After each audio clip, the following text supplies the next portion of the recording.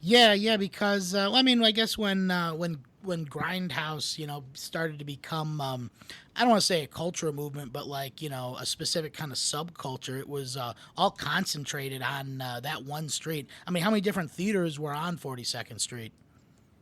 Oh, about a dozen or so. Then there was things off to the side. There was you went up. There was like the worst one was the Antco right on the corner of 42nd and 8th because it had exits that went out to the alley that ran behind all the other theaters going up the block. Right. And you had that one. Then you had the Victory, which was pretty much just always a porn grinder for some reason. And then let me think, the Rialtos 1 and 2. Then I think it was the Liberty. That was right next to Blackjack Books too, in that proximity. Liberty's the one where basically Make Them Die Slowly ran for 10 weeks straight, Wow. and then left. Then came back, ran another 3 weeks straight, and they kept bringing it back all the time. You went up. I think there was okay, the Empire, the Harris, and the New Amsterdam. That was on your right side going up. On your left side, let me see now. There was the only porn grinder in the world probably that was open at that point 24/7 was the Harem. That's the first thing you'd run into. And then let me think. The Selwyn, the Times Square, the Lyric, the Apollo. There was something at the end, I know that, but those were the main ones I remember, and most of them were owned by this company, by the Brandt Corporation or the Brandts or something, because they were actually like Broadway type theaters going back, into the turn of the century. But then when the Depression hit, they Yeah. all bellied up, and then these guys came in and bought them on the cheap and just, started running films there. And then when you got into let's see, you get into the 50s, I would think, with the AIP stuff and, the double features. And that's where it really started pushing in. And then all the oddball stuff, like I said, the Flesh Eaters in the 60s, and the spaghetti westerns. I mean, everything ran through there. Yeah. And one thing that happened was that people aren't aware of, most of those movies open on a Wednesday. And the reason for that was, okay, it opens on Wednesday. Let's see what happens Wednesday night. Let's see what happens Thursday night. Okay, this thing ain't doing shit. Let's yank it and put something in for Friday that we know will draw. Yeah. Yeah. So sometimes, you would see a movie, okay, I'm going to check it out Friday, and like, where is it? It's gone. So, and then a few of these were just run a couple of days for the tax write-off and pulled out. Okay. These old handful of British spy movies and other horrible shit that I've probably seen and really want to forget. Like there was one called The Second Best Secret Agent in the Whole Wide World, and it was always paired with something I want to see. And I'm like, I really don't fucking want to see this British piece of shit again, please. So yeah, you get all that going. And like I said, the genre started, you had the spaghetti westerns in the 60s, the biker films, and then, things started getting progressively the women in prison stuff. Right. Um, Love Camp Number 7, the first Nazi exploitation movie, which led to Ilsa She-Wolf of the SS. That's a classic. Yeah. I don't remember any of those Italian ones playing there because somebody just asked me that question. And I said, I was even looking at some times tables because somebody came up with this whole film listing that went from like maybe 79 up until the 90s. And I didn't see any of that stuff on it, but, who knows? But, that would be a hard genre to push. I mean, they got away with Love Camp Number 7 because it didn't say, like, Nazi in the title. Right. And Ilsa She-Wolf of the SS. Well, once they saw the poster and Diane's tits, they didn't really give a shit. So the other stuff, I really don't know. People were, the other thing was that, Graydon Clark's first film was called Nigger Lover. And that was on the marquee. Now it's retitled The Bad Bunch. Right. But, they could get away with shit like that. And, the whole thing, like I said, going back to the ballyhoo thing is, these guys, like, okay, Fred Williamson said he purposely called this film he made Boss Nigger because he knew it would draw heat. Yeah. And in drawing heat, it would draw people into the theater. So, you could never in a million years get away with that shit today.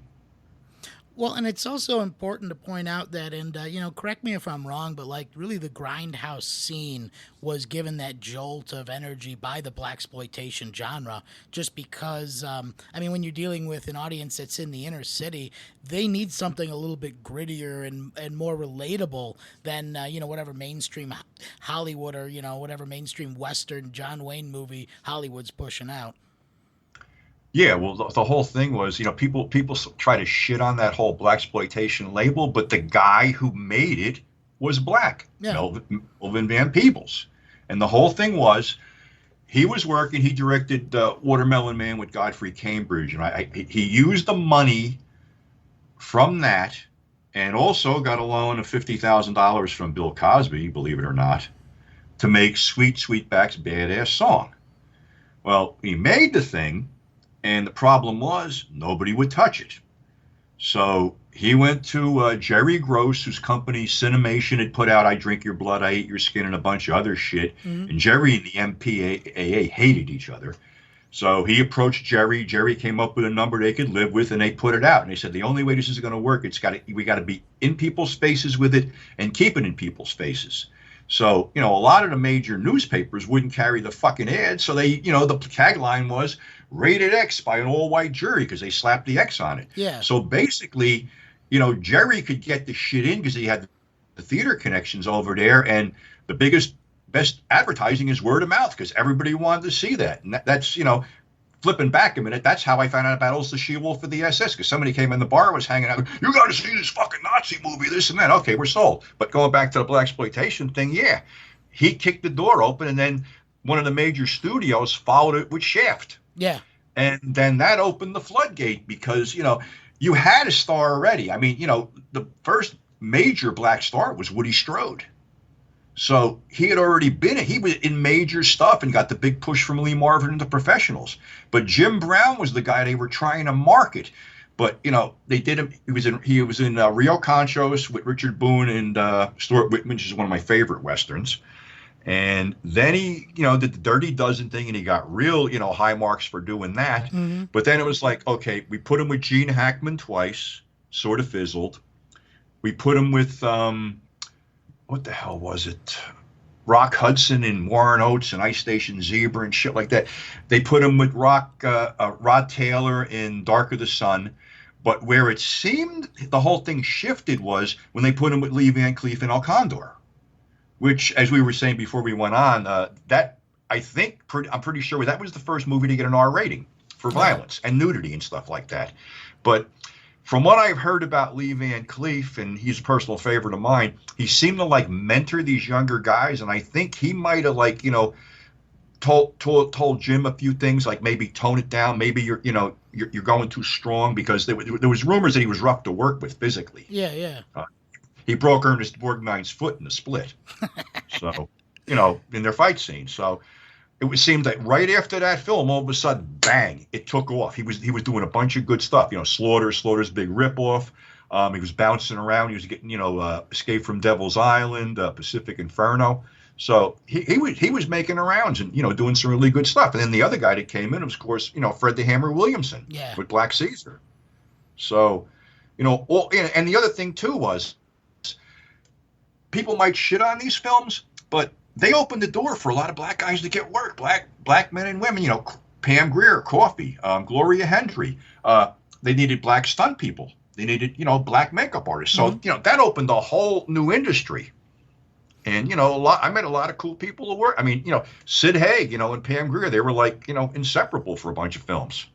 They just worked on screen greatly. So it was all good. It was just, but like any of these genres like this have a 5 to 8 year shelf life, and then they sort of peter out, because at the end of the blaxploitation stuff, you were getting a bunch of junky stuff. They were convincing Jim Kelly he could carry a film, which unfortunately he couldn't. Right, and they had some other like basically no name, martial arts type guys that they tried to push and just didn't work. Yeah, I mean, I feel like that's the way it is with every genre, though. Like, it kind of like corrodes itself after a while. Like, you reach the intellectual heights and social commentary of Easy Rider in the biker genre, and then towards the end you end up with something like Werewolves on Wheels. So I mean, every genre like it goes through its process. Well, it was like, what killed the spaghetti westerns? What's that? Blazing Saddles.